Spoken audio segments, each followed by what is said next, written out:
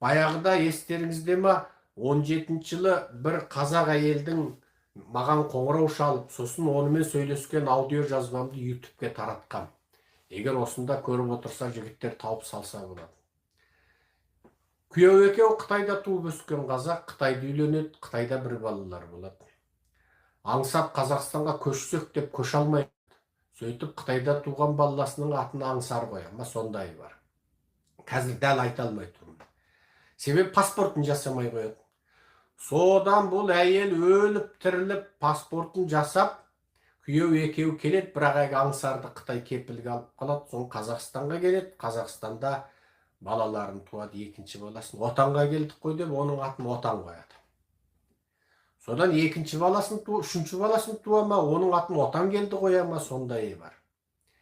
Сөйтіп жүргенде Қытайдағы баласын өздерің келіп алып кетпесеңдер бермейміз деп Қытай